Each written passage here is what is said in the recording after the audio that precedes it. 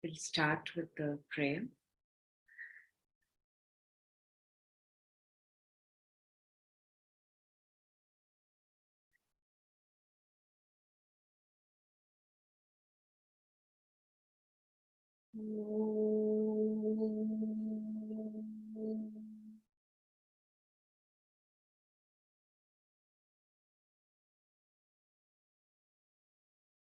Sadhana vavatu, Sahanau bhunaktu, Saha viryam karavavahai, Tejasvinavadhitamastu, ma vidvishavahai.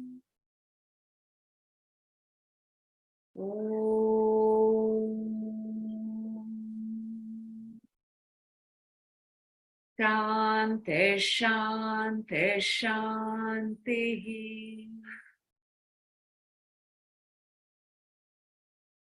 Yogena chittasya padena vacha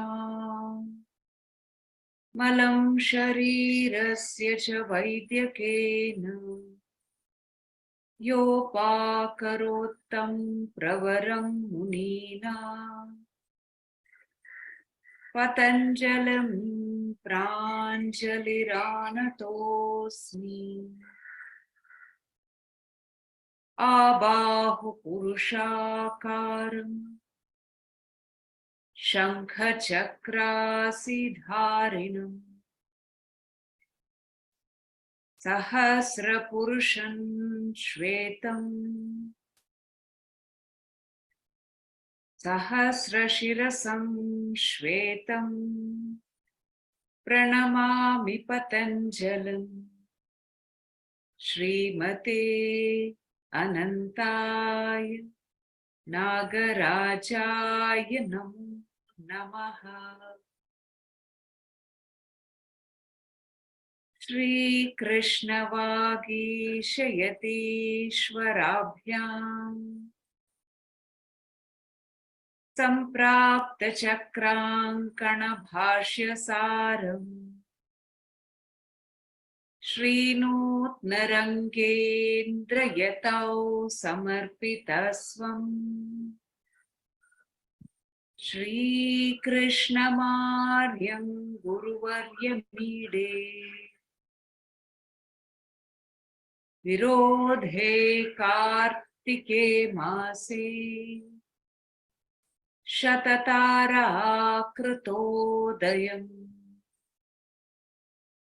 Yogacharyam Krishna Maryam Guruvaryamaham bhaje. Shri Gurubhyo Namah.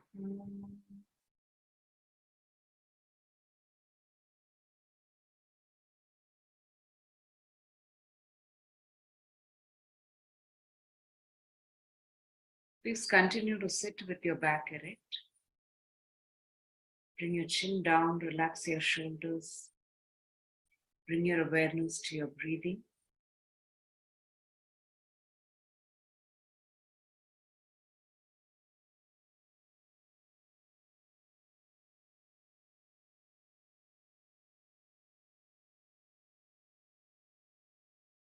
Begin to notice the natural flow of the out breath and the in breath.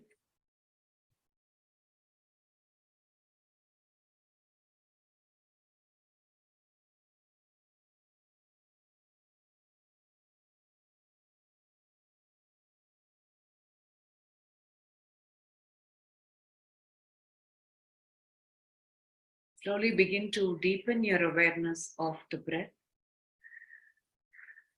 from the beginning of the exhalation to the end of the exhalation, and pause for a little while. Then let the inhalation happen. Follow through to the end of the inhalation and pause for a little while.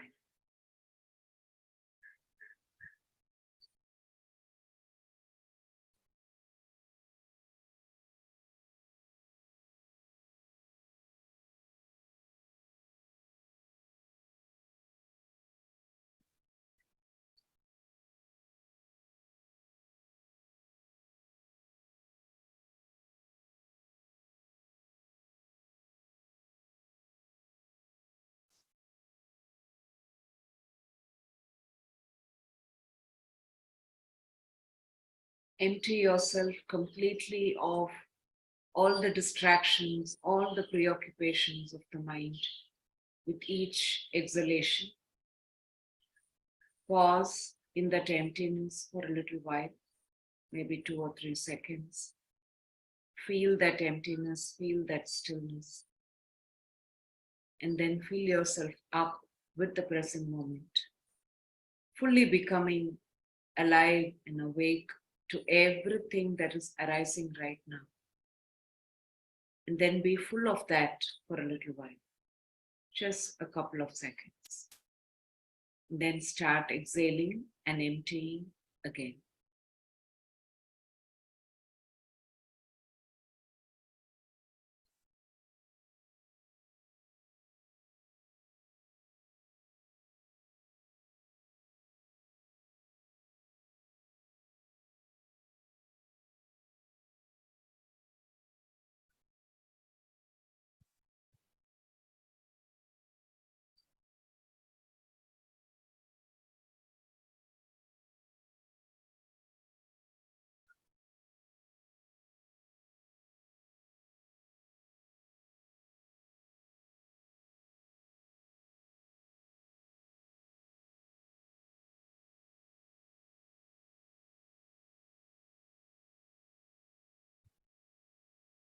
As the mind starts quietening down and clearing up, really pay attention to what is arising. What sensations, what thoughts, what feelings are surfacing.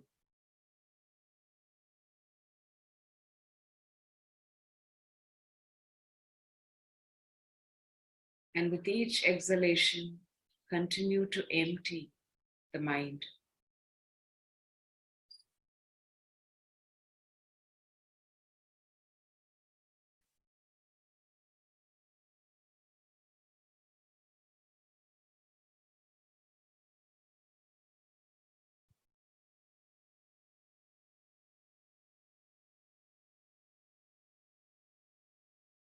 And now you may drop the regulation.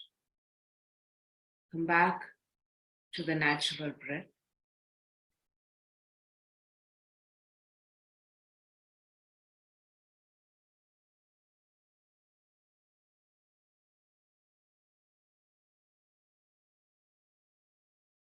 And as you continue to observe your breath, just hold this question in your mind. What is the intention, expectation I held when I joined this program? And where do I stand right now?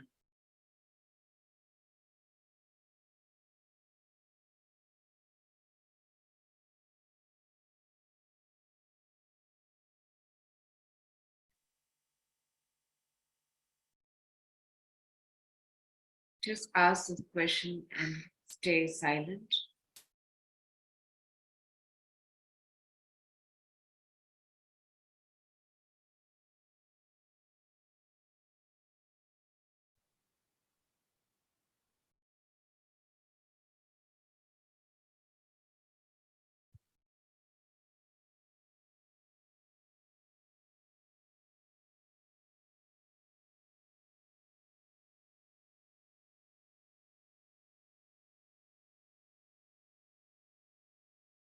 Whenever you feel ready, you can open your eyes.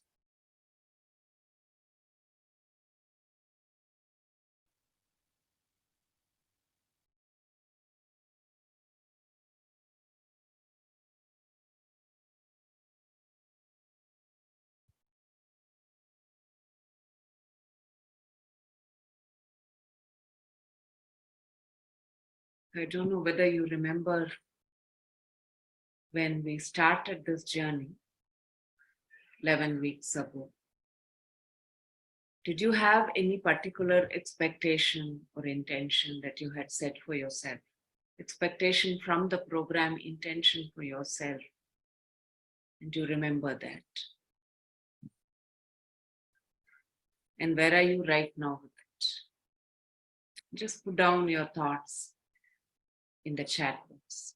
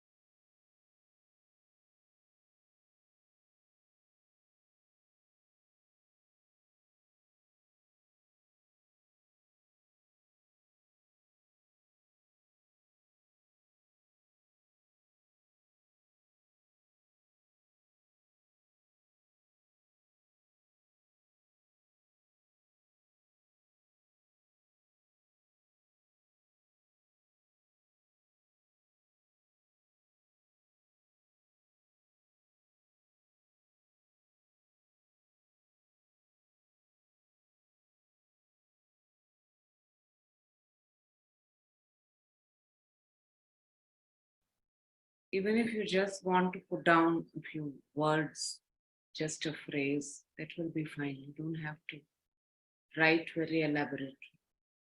It would be good to hear everyone's thoughts. We don't have too many people here.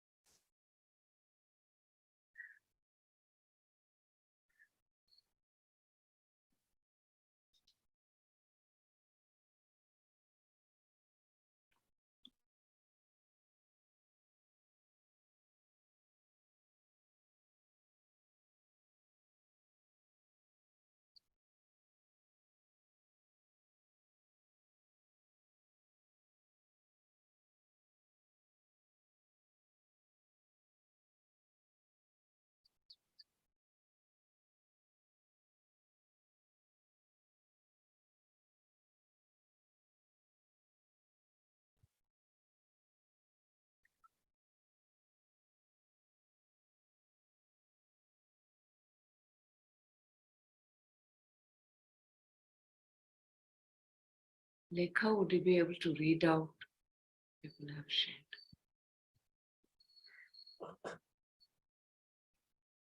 Laura says, learn more about yoga, and now I also know more about myself. Sarah says, to be part of a beautiful journey with people who truly care for themselves and the world and want to make life better for all. Shweta says, expectation was to learn more about yoga.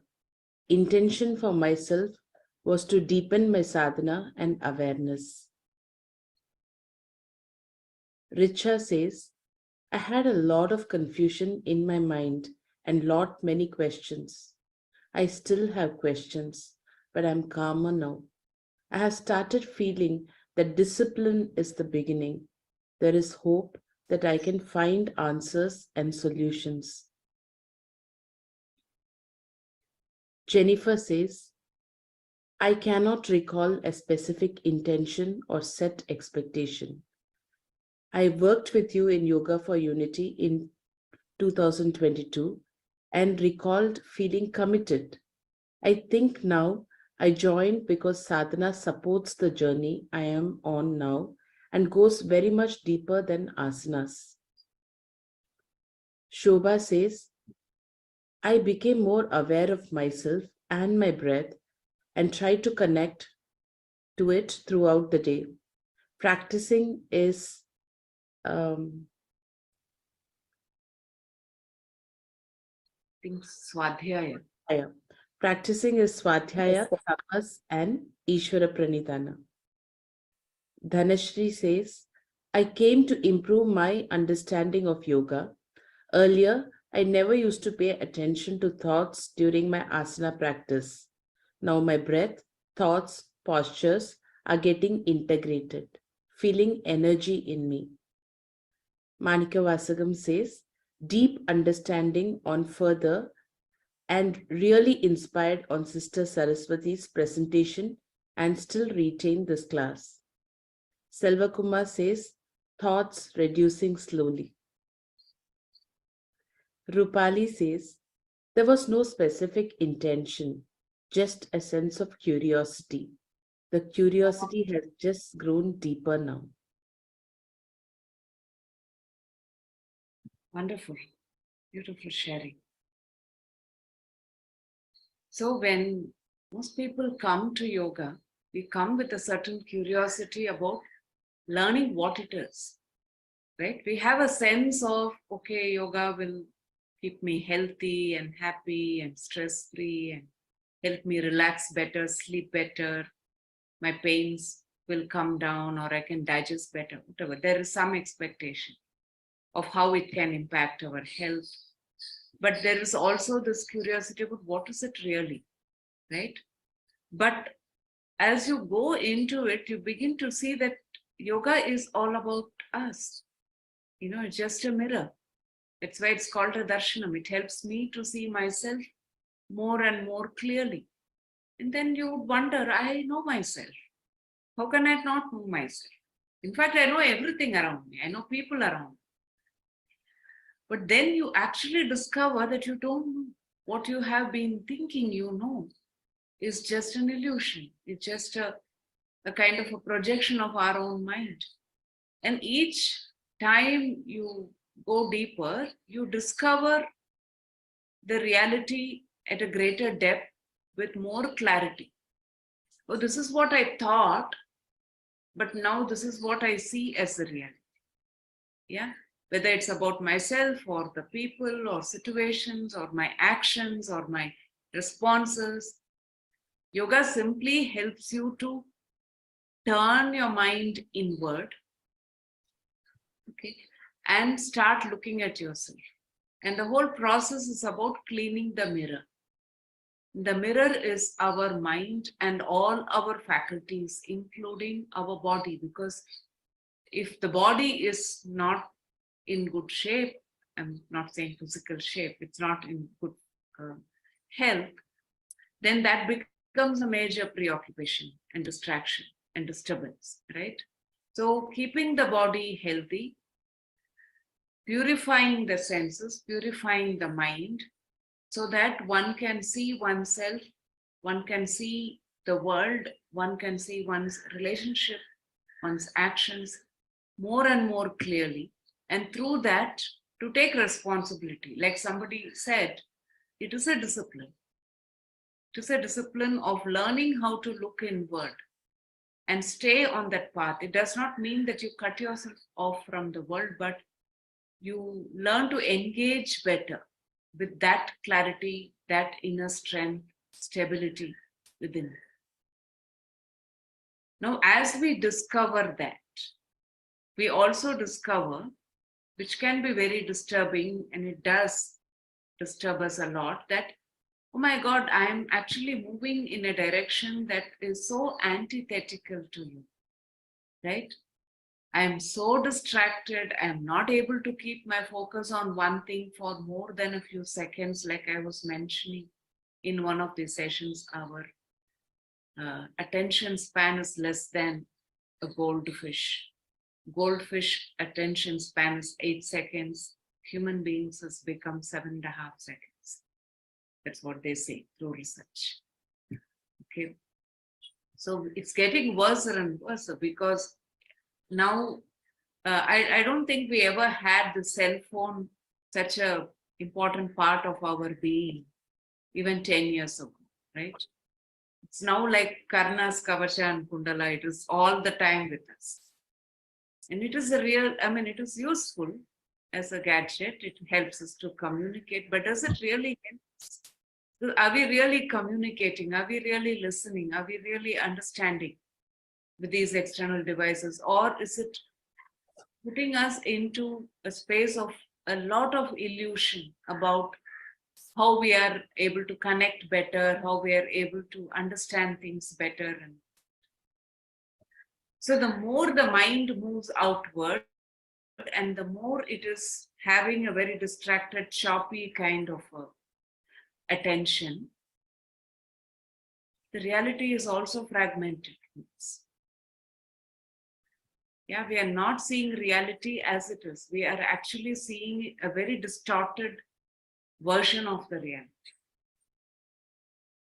And it's important because when you see a distorted version of reality, that is what you understand as the reality. And then you respond to that based on this fragmented perception. And the response, therefore, is suboptimal. It is not wholesome. Yeah. And that puts us into the cycle of suffering. So, where do we start? Really? Start with just one conscious breath. Okay. The moment you start breathing consciously, exhale and inhale. Pause. Yeah. Exhale, pause, inhale, pause. That's all. It is a very simple practice. That's the first step towards pulling the mind back from its 100 different preoccupations and hold it with one thing, which is the breath. Okay. So already a mind that is focusing on many things will learn to focus on one thing. And the more and more and more you do the practice, that's why in pranayama or any way in which you engage with the present moment, you say, be with it. Be with it continuously. It's not just being with one breath and running away, being with one breath and running away. That's what we're doing all the time anyways, right? So continuously when you are with the breath keeps you in this moment. Because you can't be with your last breath or the next breath. The last breath is gone. Next breath, I don't know. If I'm alive, I will breathe. But I hope I can, because I have that faith, right? So continuously being with this breath will help to build a certain discipline for the mind. The mind will learn to flow in a certain direction continuously. And slowly you develop a new samskara, a new conditioning, a new habit for the mind. And this is all about yoga.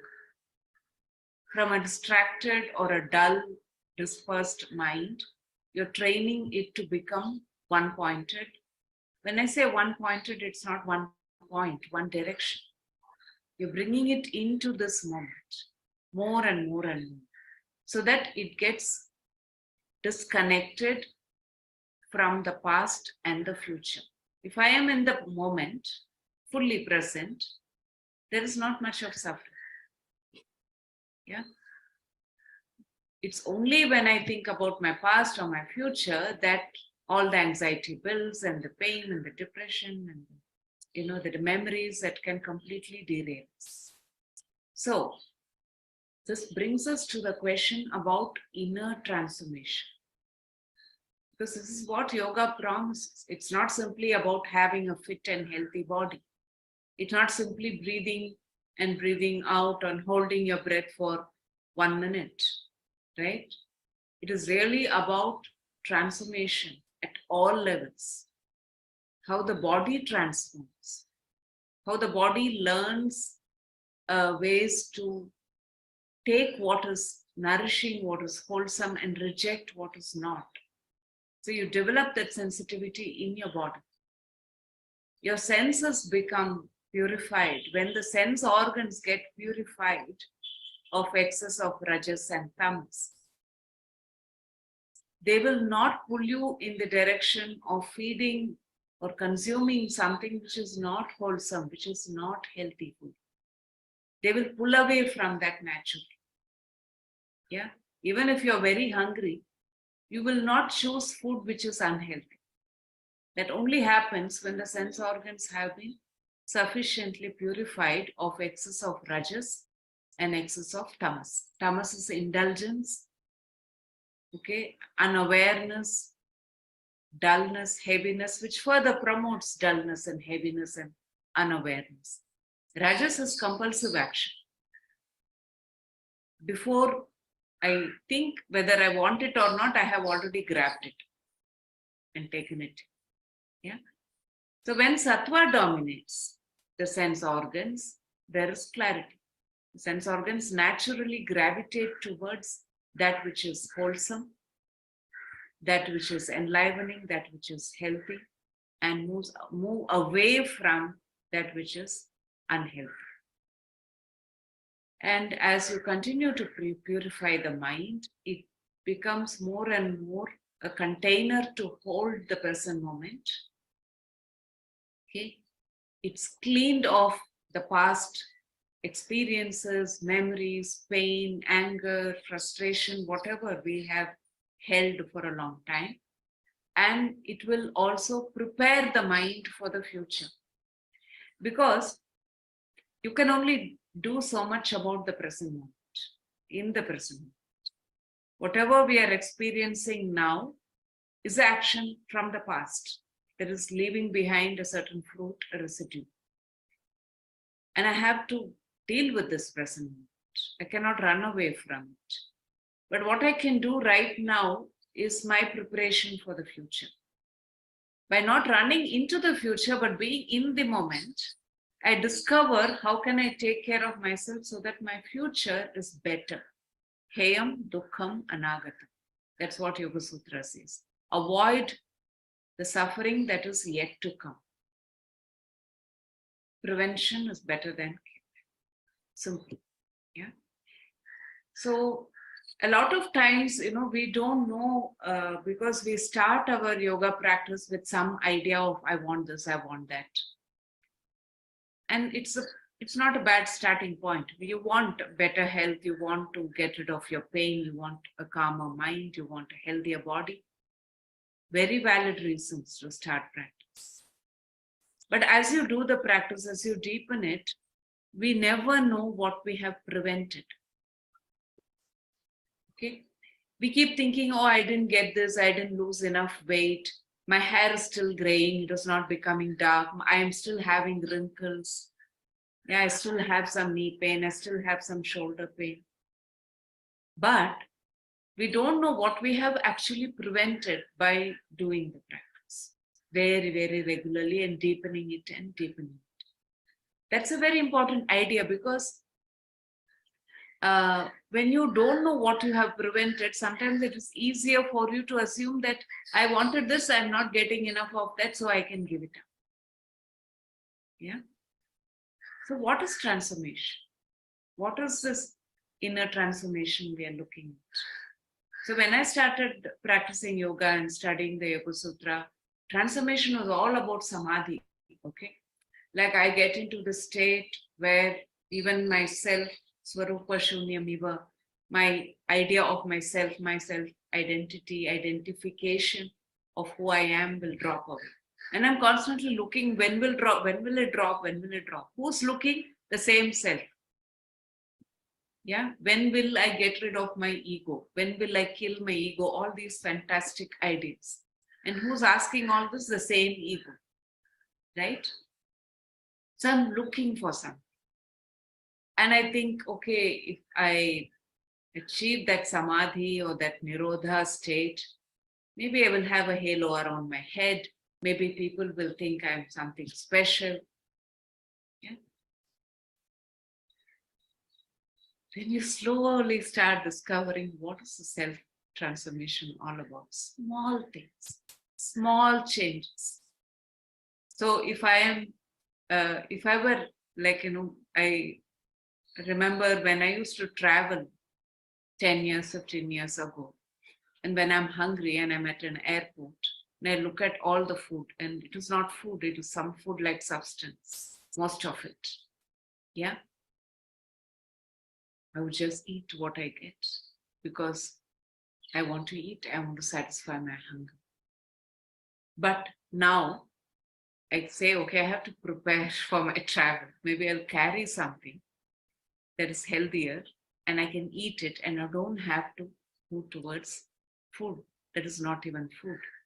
Yeah, something has shifted. That is a small step in that direction of transformation. When I want to react, when I want to say something that is hurtful to somebody, knowing that I'm going to hurt them, maybe I can hold back and ask myself, why do I want to do this? Because I know this is going to hurt somebody. And if I have experienced that hurt, do I want to give it to somebody else? Because it's painful. Do I want to put that pain onto somebody?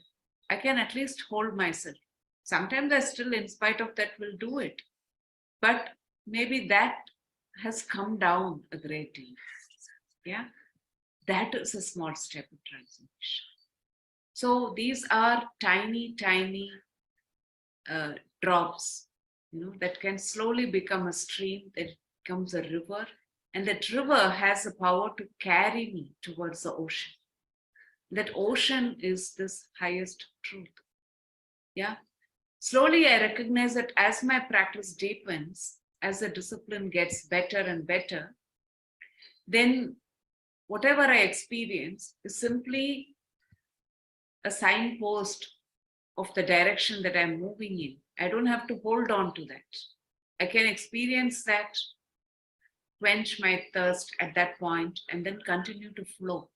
And I know that this river has the power to take me to the ocean. It knows how to take me to the ocean. Yeah, I can just trust that. So I learn to trust that inner guidance, that inner intelligence, or the higher intelligence, however you're relating to it. Say, I'll just do my practice. Something will happen. Yeah? That tendency to hold on to something, want something, and be frustrated by that will come down slowly.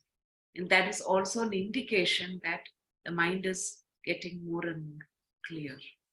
So Yoga Sutra talks about and the analogy of a sphatika mani, a clear crystal. Okay, a crystal-like mind, a mind that is having no blemishes. It does not hold on to any residue, right, of the past or some expectation of the future. So there is no coloring in that mind. And that mind is like this clear mirror that can reflect anything perfectly without any distortion. So the example given by the commentators about the Sphatika Mani is like you keep the crystal, like a well-formed quartz crystal, okay, on a white surface. And you place a red shoe flower next to it. Every face of that crystal will reflect that shoe flower perfectly. You take away the flower, it becomes clear again. That's a crystal. Imagine a mind like that. Imagine a mind that can reflect reality exactly as it is, without any distortion. And when that reality passes, that mind is not holding on to any residue. There is no raga, there is no dvesha. It has not become part of my asmita, and there is no abhinivesha, that I am not attached to it, which is my raga. I am not averse to it, which is the dvesha. Okay. The asmita. So every time I have a certain experience, when it is a pleasurable experience, I get identified with it. I want more of it. If it's a painful experience, I say, I don't want it. I don't want it. I don't like it. I never want to experience it. Now, if the mind is clear, then you're not identified with. You go through that experience like everyone else. And therefore, it doesn't feed into the fear of the need for self-preservation. Yeah. Slowly, that fear also diminishes. And it is a gradual process. It's not like one day I'm fully covered up, which is called like the Ayaskantamani. Ayaskantamani is like a magnet ball. Yeah. I used to imagine like the coronavirus, with all the spikes and fully attracting all the iron filings. As you clean it up, the Ayaskanta Mani actually becomes a Spatika Mani because it's always been the Spatika Mani. It always is the Spatika Mani. It is not like you are creating it. It is there, right? This is our natural state. This is who we are naturally. We are born with that quality. But it's covered up with our vasanas, with our samskaras, with our actions, our residues. Yeah, it becomes more and more and more dense. And then we only experience life through that ayaskantam, constantly attracting iron filings, which create more and more pain, more and more disillusionment. Yeah. So cleaning up, again, coming back to the idea of cleaning up the mirror. So it can reflect. And that cleaning up has to happen at all levels. And even a little bit of cleaning with 1 breath, 2 breaths, 20 breaths, 40 breaths. There's already some change you see in the way you feel, in the way you breathe, in your circulation, in your digestion, in the way you experience the reality, in the way you respond. Changes continue to happen. Small, small steps. Yeah, every step counts, every breath counts, every conscious breath. They're always breathing. And it counts. Yeah. They say the number of breaths is what you have to count your lifespan. The faster your breath, more you are depleting yourself. Shorter the lifespan. The longer the breath, the deeper the breath, the more quiet the breath is, better is the vitality, better is your health, longevity. And of course, the mind also becomes very quiet and calm, like the depth of the ocean. And you really can go deep and discover more and more of what you can potentially be. Yeah, the discovery is not about acquiring something, about becoming somebody or something. It's about completely experiencing what our potential is, what we are capable of. Yesterday, I was having my conversation with a teacher, one of my teachers, who helps me with my practice. And I really love these conversations because we talk about what's important. So we talk about some of our students, and she said, you have to work with your mind. And I'm sure you can do this. And that gives me a lot of enthusiasm for my practice. She says, we should be able to help more and more people heal themselves. We should be able to teach them simple practices, help people to simply breathe. All that they have to do is learn how to exhale and inhale better. Okay, already the pain will come down. Already they'll feel happier. Already they'll feel more rested. They can sleep better. And this is all the purpose of our life. Okay, I hope you discover that, and I hope you can move in the direction. This is what we have to do, and let's all do it together. Right? So,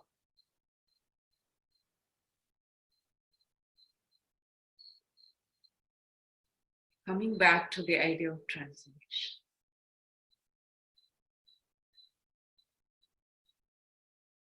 All of us have been on this path for some time, or sometimes it could be short, it could be long. Maybe you already have your meditative practice and you've been doing this for a few years. Maybe you started with your asana pranayama practice, or you've been already doing that. And at every step in the evolution, you are seeing that some things are falling away naturally. I don't have to struggle with that anymore. Yeah. Like eating food that's more healthy and wholesome. Okay. Letting go of engagements which are not enlivening, which are not things that help me to be peaceful and happy. Yeah? My mind is naturally moving away from those things. You're beginning to see those changes happen. While we are also having a lot of expectations and frustrations around why is it I'm not able to change? Why is it I'm still judgmental? Why is it I'm still getting hurt so much? Yeah, why is that I am not able to be very attentive?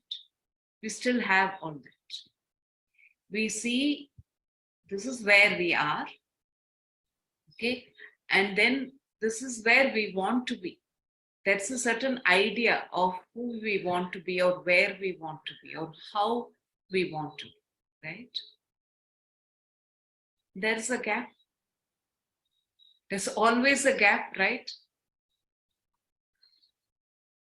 Sometimes it's like you feel that that gap does not exist, like it's a temporary state of illusion. Somebody says, oh, you're so calm, you're so quiet, you already think you're one, like you overcome all the problems. Okay, temporarily it gives you that bliss. But then soon the next moment will come and that will crash. The bubble will break, and then you come back to reality, come back to the ground and say, oh, there's work to do. Now this gap, how you experience this gap is very important. Because if I am experiencing the gap, and what is this gap? Can somebody reiterate it? So I know you are with me.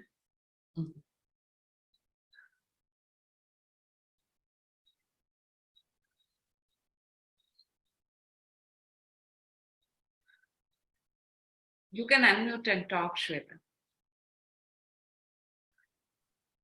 Sure. I was saying the gap is where I am today and where I want to be. Yeah. So how we experience that gap. And I'm sure all of us, when we are on this path, and we're not looking at who this person is and who we want them to be so much. We're still doing that, right? You are like this, but can you change? This world is like this, can it change? We're constantly looking. But maybe a part of us is also looking at ourselves and saying, I'm like this and I want to change. I want to be a better person, calmer person. I want to have more clarity. I want to be healthier, whatever that is. Then I see this is my reality. Yeah. How I experience it. What really happens when I encounter it. Just put down your thoughts.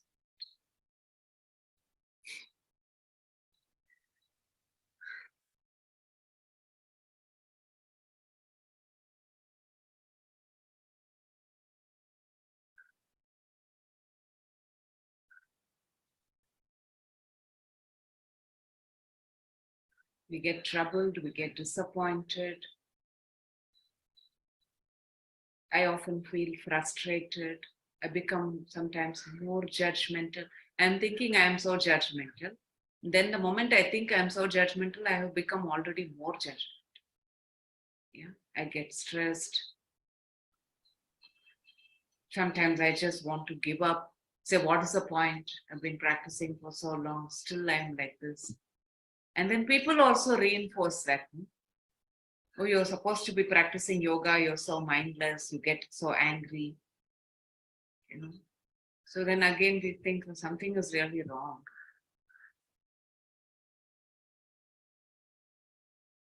So this gap, start watching. And start watching that with a certain sense of dispassion. You start looking at yourself without getting so pulled into this, I have to be this, I should not be this. Just watch it. Just observe it. Yeah.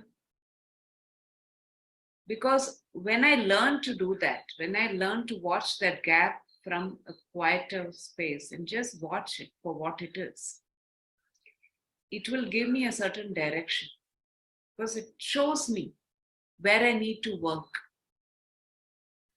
It tells me just do this. Yeah. For example, if I'm having a difficult conversation with somebody, right, and that person is actually blaming and complaining to me about myself, my natural tendency will be to be defensive, okay, to protect myself and to say, you also do this. That's the usual game we play. Somebody complains to us, we have our own list of complaints to throw on them. You did this yesterday, you did this 10 years ago. Finished. We started dancing the same old dance, okay? And slowly that will create that samsara chakra and make it stronger and stronger. But if I can step back and listen and watch, say, yeah, it's true. In that moment, you touch truth. You touch a certain perception of reality that tells you, okay, now I can do something. That's the first step in yoga, that I recognize there is a problem. I recognize that problem is coming from within me and I can do something. Okay. All that I have to do is go back to my practice and work. So small steps. That is all is required. Don't put a lot of energy into this frustration because it consumes us. It disturbs us more and more. So when we have the tendency, we have to build a new habit, and the new habit is to simply step back and watch it and listen with a quiet mind. Whether you're listening to somebody else reflecting something about yourself to you, or you're listening to yourself reflecting something about yourself. It doesn't matter whether it's the other person. Yeah, sometimes we are harsher and more judgmental about ourselves than the other people. So we're not different. But we get very upset when other people do it to us. But we can do all kinds of things to ourselves. We have no problem with it. So there is a certain sense of compassion. You're not beating yourself up, right? And there is also dispassion. You're stepping back. You're not getting overly not compassionate, like pity and feeling sorry for yourself, becoming that victim. Oh, this is what the world is doing. That victimhood, that sense of victimhood covers us. Yeah, we become more tamasic. Then we want to react, we get into the rajasic. But sattva will just help us to watch it. That is the practice. All our effort in asana, pranayama, particularly meditation, is to find that inner location from where you can watch. From where you can watch quietly without feeding into that, without being consumed by that. It's a practice of learning to step back into yourself. Watch it. It requires a lot of preparation. So much of the practice that we do, from the food that we eat to the lifestyle and the routine and the rhythm we create, are all conditions that we are creating to move into that quiet inner location. And in meditation, you strengthen that more and more. Yeah, you go into your heart and be there with that light. You become that light. And you throw that light on everything that you want to see and understand. And when that light reflects to you what you need to see, it is not an external light, it's an internal light. So only from this light you can see. And then that will also guide, to trust that that has the intelligence to guide. The more we are able to do this through our practice, we are already on this path of self-transformation. Until then, all our practices are merely preparatory. Yeah, it's not enough if you just keep preparing. You have to also learn to experience that more and more. Yeah. So again, coming back to creating conditions, taking care of the body is extremely vital. Okay, I might say I meditate, I do pranayama, that's like a higher step to asana practice. And of course, today we have reduced asana practice to some kind of a physical regimen. I'm not undermining it. I think physical fitness is important. Physically being healthy is important. But asana is not just that. Asana is a way of making the body like this mirror, clear mirror. The body will reflect to me what I need to eat, how much I need to rest, how much of activity is good for me, how much is too much, how much is too less. My body will tell me all that. Only when it becomes like that, I skantamani. Spatikamani. Yeah. So today, in my chanting of the prayer, I think for a moment I was a little distracted. And I said, Sahasra Shirasam Shvetam. I said, Sahasra Purusham Shvetam. And it is a very interesting idea because Sahasra means 1,000. 1,000 does not mean 1000. 1,000 means innumerable, endless.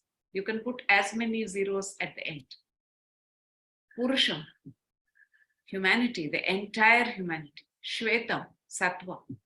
May Sattva prevail in the whole of humanity. Because all said and done, other living beings on the planet are not harming the earth or harming other beings. It's only human beings who have that great privilege of causing pain and violence. So there is more sattva in the Purusha and innumerable Purushas. May more and more Purusha be filled with Sattva. The world will be a better place for all living beings. And this is really maybe the more unconscious intention that came through my prayer. Yeah, it's just not the head, it is the whole Purusha, the whole being. So if you hold that intention, not just for yourself, not just because I want to be better, I want to be healthy. Because if it's just me, then we're just so consumed by ourselves that sometimes we also become lazy. We'll say, never mind, tomorrow I can do it. But if you know that your action, your practice matters to the world, by being a little better than what I am today, what I was yesterday, I can make the world a better place to live in. I can be more caring for the earth. I can act in a way that will cause less suffering. I can help people to overcome their suffering. I can make the world a better place. Then I become this drop in this mighty ocean. And like somebody said, you can be a drop in the ocean, but you can be the ocean in a drop. So can you see yourself as an ocean in this drop, which you are, rather than saying, I am just drop in the ocean? Because that drop can evaporate. It does not vanish. It evaporates, it becomes a cloud, it comes back as the rain, it nourishes the soil. But if I see that I am this drop and I hold the entire ocean in this drop, all of humanity in this drop, I am not separate from this world. I am deeply, deeply interconnected, interdependent. And therefore, my actions matter. My health matters. My sense of well-being matters. Quality of my mind matters. Quality of my actions matter. Every breath matters. Wake up with this thought. Seeing yourself as a drop that holds the entire ocean and all possibilities, all the treasures that this ocean can hold, we hold within us. And discovering that more and more is yoga.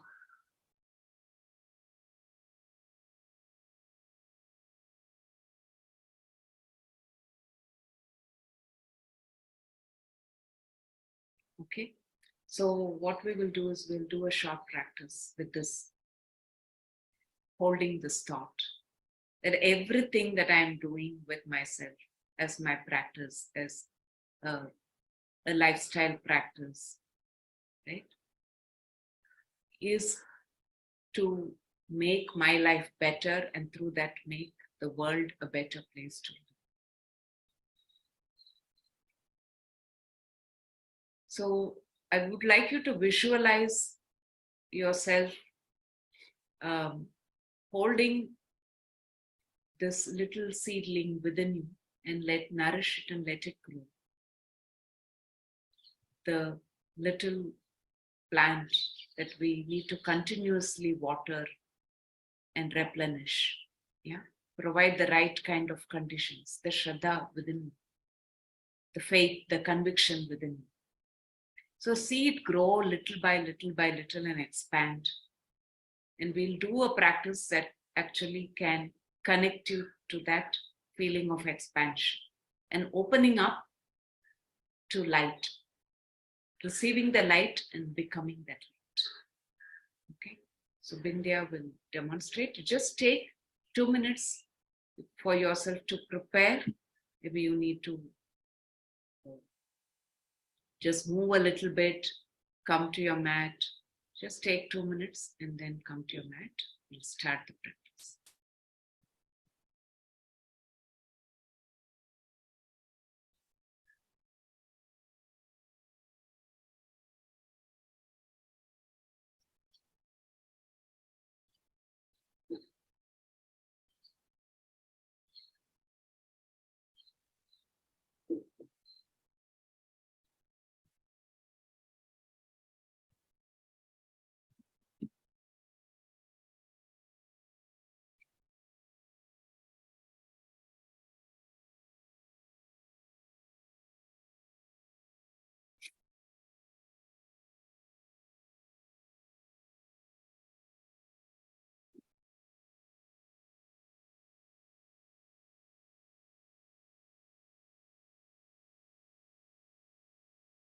I can't see most of you, so I don't know whether you're back or not.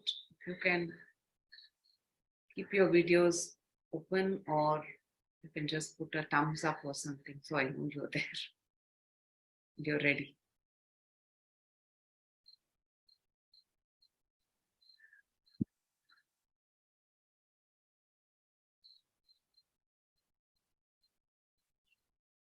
So we're going to start seated. So sit down on your mat.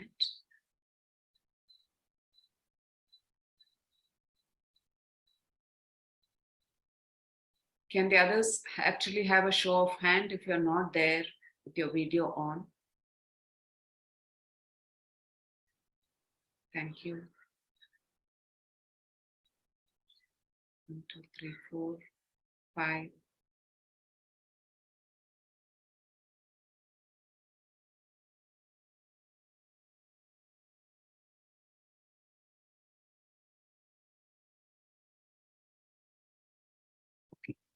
So sit on your mat. I'm going to ask Vindhya to just demonstrate once. Then I would like you to do this movement 2 or 3 times at your own pace. Okay. So you sit with your back erect. You can sit on the chair or on the ground. Now, can you pin Vindhya? Yeah. So you inhale, just move your arms slightly away from the body. And exhale there. Relax. Then inhale, raise your arms a little higher. Keep your elbows bent slightly. Exhale there, palms facing up. Inhale, raise a little higher. Exhale. Inhale all the way up. Exhale all the way down.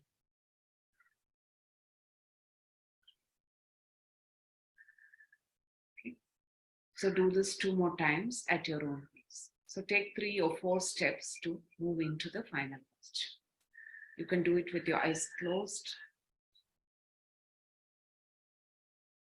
Little away from the body, exhale, lower your arms, then to the shoulder level, then above the shoulder level, then all the way. Keep your elbows slightly bent so your shoulders are relaxed.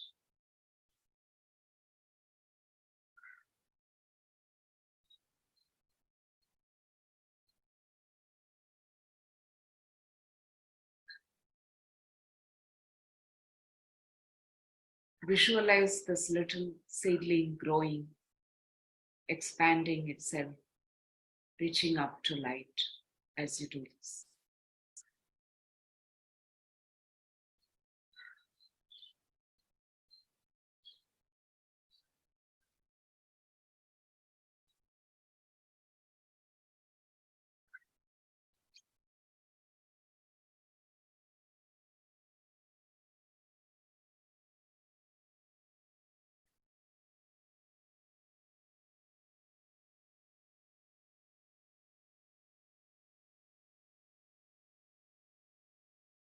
Complete with this movement and then come to standing position.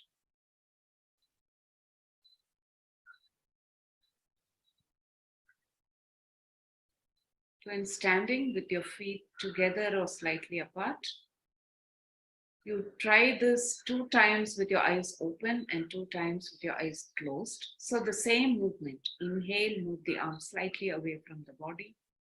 Exhale there. Inhale, move to the shoulder level.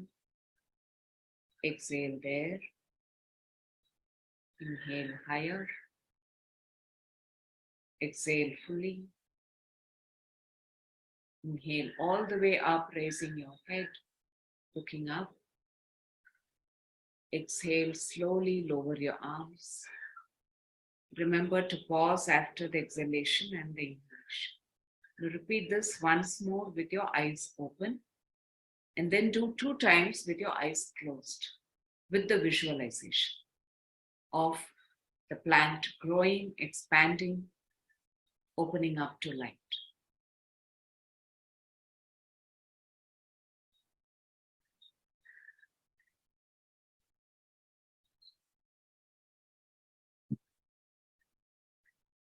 you're not able to do the practice, simply sit quietly and visualize, holding the intention. Yeah, see yourself. See yourself opening up, expanding. Let this light fill your whole being.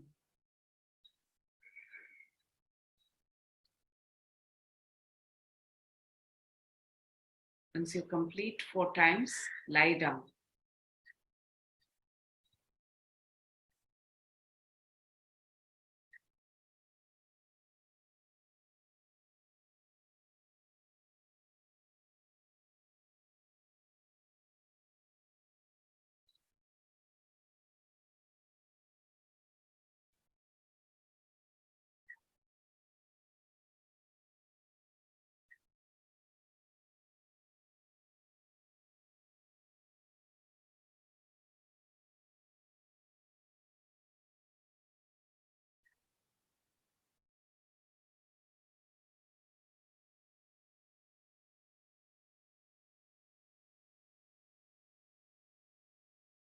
Okay.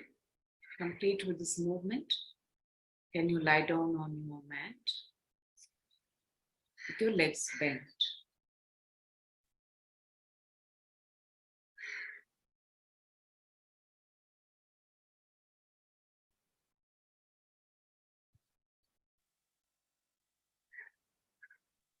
So if you want to watch Vindhya, just watch for one movement and then you can do it by yourself. Or just follow the instructions. We're going to do Dvipada Pitam, okay, the desk pose. So keep your chin down with your legs bent, feet closer to the body, feet slightly apart. Arms by the side of the Now, as you inhale, just raise your hips slightly off the floor and exhale there. Next inhale, raise your hips a little higher. Exhale there. A little higher. Exhale completely. And then as you raise to the final position, raise your arms up, pointing fingers to the ceiling. And exhale, lower your arms, lower your hips down to the floor, slowly. So do this 4 times at your own pace.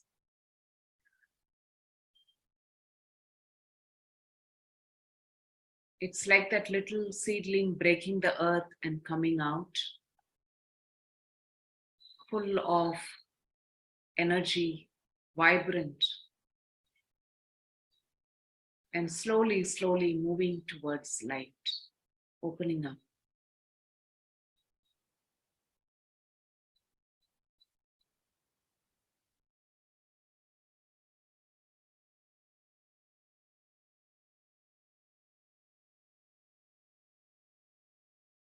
Do this with your eyes closed. Really bring the imagery of that little seedling breaking the earth and coming out, sprouting and growing towards light.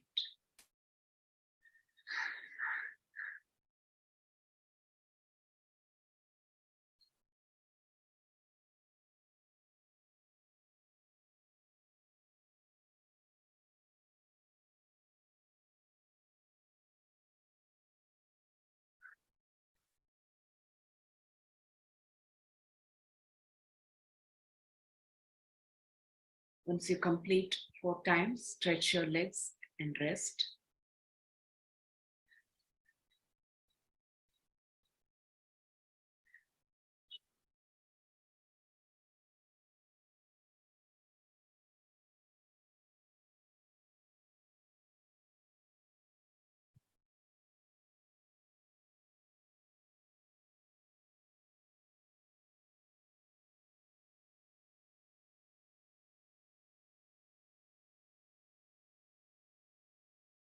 Stretch your legs and rest.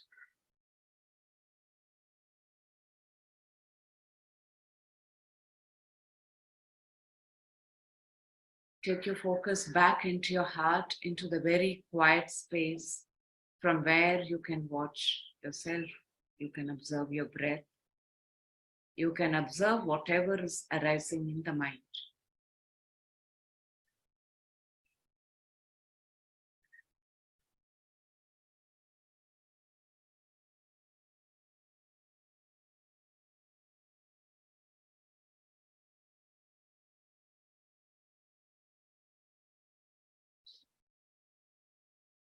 And now you get up and move into the kneeling position. You're starting with the forward bend in the kneeling position, what they commonly call the child's pose. So you just watch Pindya do this once. Okay, exhale completely in this position. As you inhale, slightly move away from the floor. Exhale there. Inhale, move a little higher. Exhale here. Inhale, move into a full Chakravakasana. Raising the head, looking straight. Exhale here. Next inhale, move into the Urdhva Mukha Svanasana. Fully opening up the front of the body. And then as you exhale, lower your head and move back to the Vajrasana forward bend. And then pause there for a little while. Be empty and be quiet in your heart. Repeat this 4 times with your eyes closed.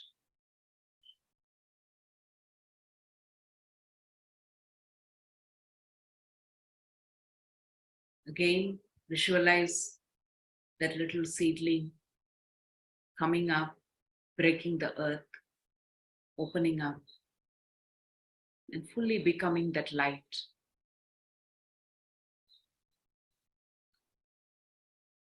Full of strength, full of vitality, intense conviction, intense shraddha.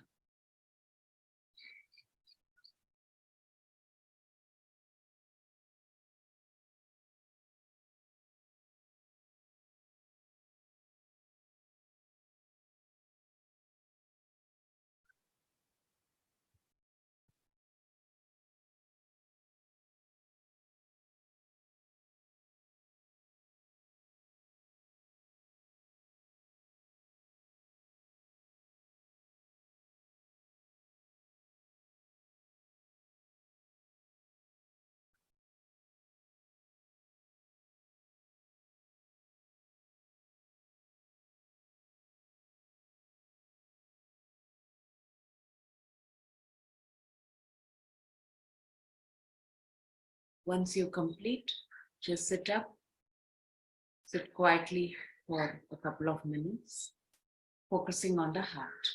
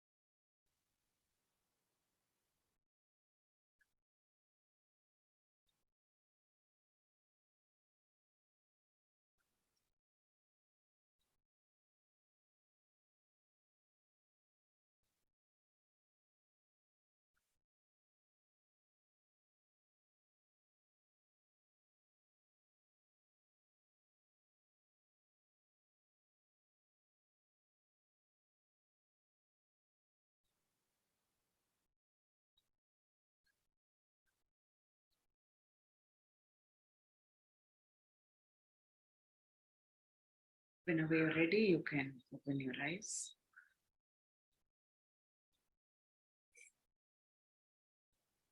So we're going to give you a homework for today.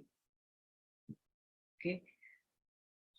We have completed 11 weeks. We have one more week to go. And this time we wanted you to do some drawing. Okay, so you take a sheet of paper. You can use some pastels. Yeah, not crayons, but pastels. And I would like you to divide your sheet of paper into two parts. It can be up and down, side by side, or down and up, whatever. One is you depict your current state as a drawing. Don't write anything. Okay, as a drawing, as an imagery, however you want to put yourself. And then your aspired state. Okay. And also the gap. This is the movement from where you are to what you want to be, what you can potentially be, right? Make a drawing, and you don't need to be an artist. If, in fact, if you are an artist, it can become a limitation. So I would ask you to use your left hand or your non-dominant hand to draw if you're an artist. But otherwise, just put down. Okay, whatever image, whatever idea come to you as your current state and your aspired state. And I would like you to share a picture of that in the community page. Okay. After a few days, maybe after 2 or 3 days, look at that picture after your practice when your mind is very quiet and fresh, and see what reflections come up for you. Put that down and share it with the community. Now, you remember what I said, right? We have like 1,245 people. That was the last count I heard from Vishnu, who have signed up for this program.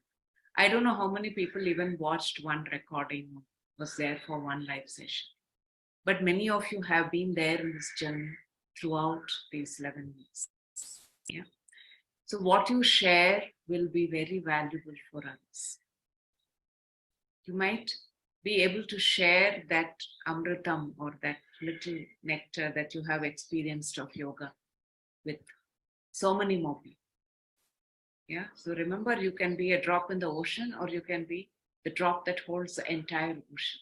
So see yourself the drop that holds the entire ocean and the possibilities for the entire world, and share from that space. Then your sharing will be valuable. Okay. So your drawing, do it when your mind is very quiet and relaxed. Take a picture, post it. After a couple of days, after your practice, look at the drawing with a fresh mind, not with the mind that drew it. Okay. And put down your reflections, and you'll be amazed with what comes up. You'll really be amazed, because a drawing is not like writing. It doesn't involve your rational thinking mind. It will reveal something from deep within that your thinking mind cannot grasp. So later, when you reflect, when you look at that drawing, something very beautiful might emerge. Whatever emerges, put those thoughts down and share it. And let's see what emerges collectively that we can then offer to the world as a fruit of our practice, as a fruit of our learning that we want to share with the whole world. Yeah. Because when the tree bears fruits, the tree cannot eat the fruits. So if you are becoming the tree, you have to be able to share those fruits. Okay. So that's your homework, and take 1 minute for you to put down any thoughts, reflections, questions, and we'll come to that.